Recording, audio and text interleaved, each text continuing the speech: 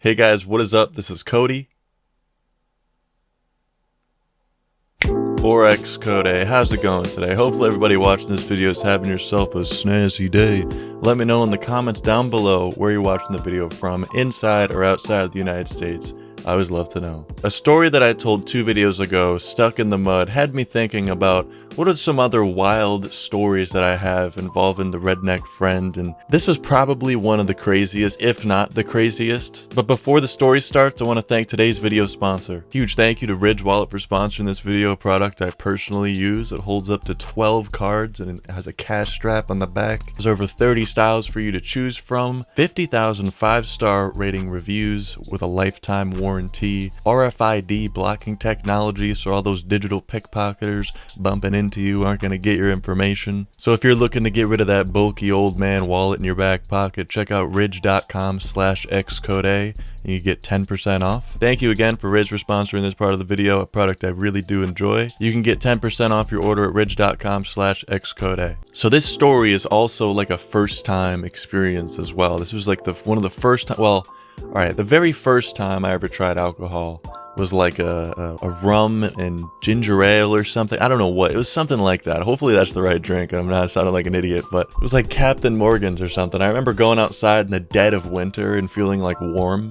Really weird. But I didn't get like drunk or anything. Me and my friends got invited to a party, but it was like a party in the tobacco fields. That we would always just find really cool random spots in the woods, like just walking along the edge of the tobacco fields. There was a bunch of like trails that would connect all of the tobacco fields. I assume so like trucks could come in and maintain it all. We had a bunch of cool spots that we used to hang out at. What we'd do is my redneck friend would grab a skillet and like a pound of bacon in his backpack. We'd go and find somewhere random in the woods, safely make a little campfire. Well, I say safely as safely as teenagers are gonna do it, but we'd make a campfire and he'd just cook up bacon on the skillet. We'd smoke weed and have a great time. It was some really good times. I'm not gonna lie, really good times.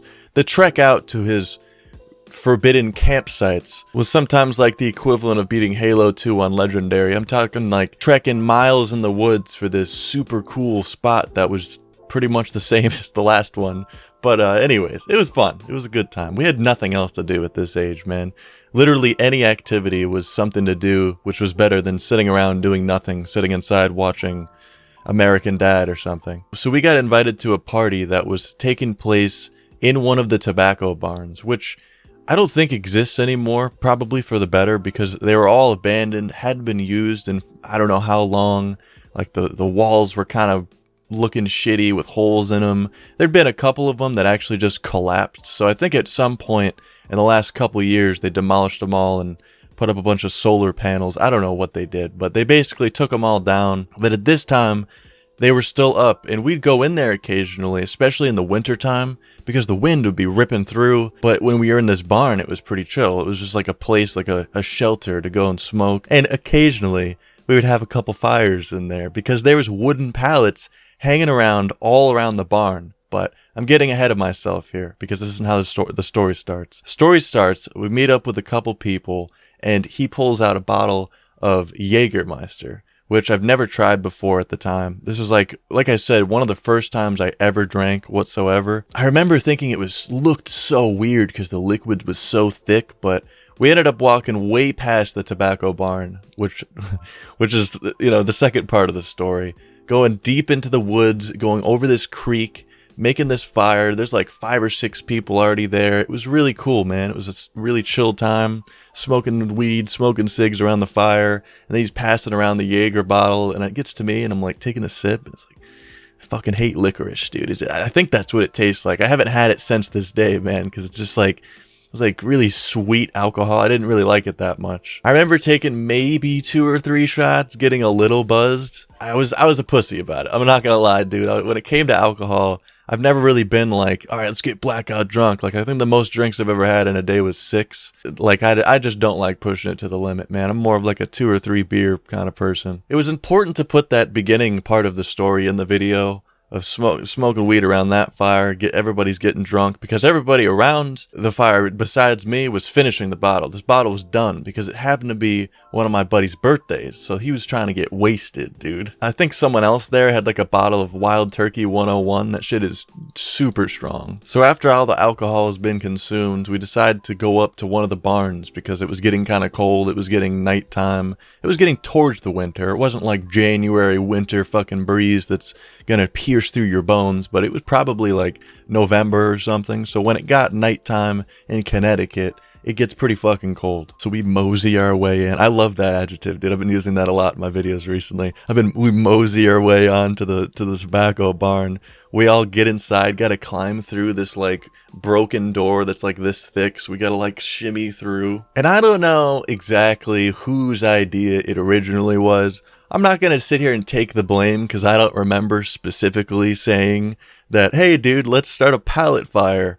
But listen, I definitely was kind of a pyromaniac back then. So listen, it could have been a group decision that I may have voted yes. It could have been, allegedly.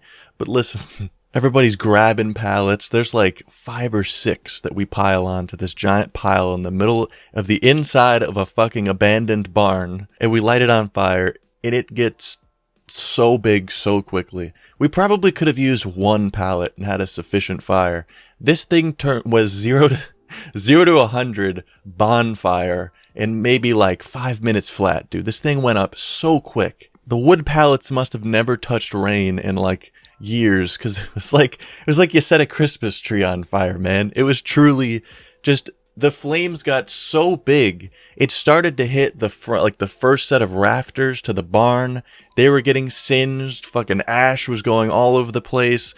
We chilled for a while. We didn't even care. Like, it got to a point where it stayed at that level, and then my redneck friend got involved. Listen, this guy, he's just like, oh, we gotta make it bigger. He starts dragging more wood pallets over, and at this point, people are starting to get nervous, dude. More and more people had showed up at this point, and they were already nervous that the fire was touching the first level of the rafters, because if those flames got to the point where it was the first rafters and they collapsed in, the whole barn's falling in, we're all dead, dude. Like, there's no surviving that. Listen, I can't say that I was that nervous. I can't say, listen, I don't know if it was just because I was a teenager, didn't give a fuck, but I'll tell you one thing, I was definitely, yeah, dude, put some more on, man. Let's make it fucking bigger. As soon as the two more pallets got on there, half the people in the barn ran out because they thought the whole thing was going to catch on fire. The flames were like 6-7 feet tall. It was insane. Past the first rafters, and then I started to get a little scared. It definitely got to a point where it was like, dude, we need to get out of here. The smoke alone was just filling the barn. Like, there was holes all along like the tops of the roof, and like, it was really decrepit. It was an abandoned building to say the least. So like, there was some ventilation going on, but at this point, when it got to this level, this 99 fire making level of fire, it started to fill the whole barn with smoke. Everybody's coughing, so we get the fuck out of there. I remember when me and the group of friends that I went there got out of the barn, there was so much smoke billowing out of this barn. We took one look at that,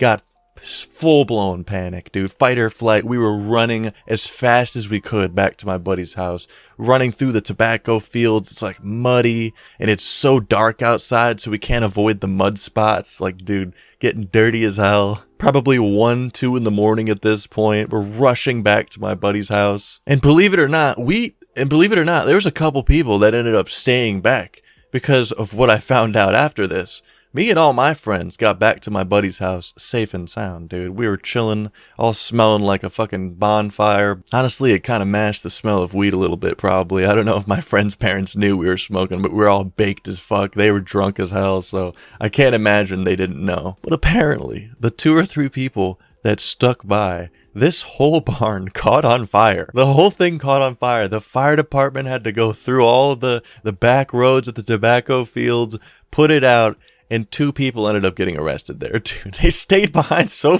long. The cops found them running through the tobacco fields. They got arrested. I don't know what they got charged with because I wasn't really like close friends with them. But man, dude, that was one of the times where I really narrowly escaped I think it was like 20 minutes, maybe. If we had stayed longer, the fucking cops would have shown up. Like, we thought we were so far in the tobacco fields, it would never happen. But this was when they started to really patrol the tobacco fields, because obviously that's like fucked up, dude. It's not like the tobacco barn was in use or anything, but dude, that's gotta be expensive as hell to build a barn, man. Whoever owned that property was probably pissed as fuck. Hell, maybe they got an insurance claim and didn't have to demolish it. Who knows, dude? Who knows? Maybe it was a win-win for them. But I definitely feel bad about the fire department having to fucking go out there in the middle of the goddamn night to put out a fire. But listen, once again, I don't think I was the originator of it. All right, at least in this story. I have a couple more Pyromaniac Days stories that I could tell you coming up. If you guys are interested in that, leave a like on the video if you want to see those.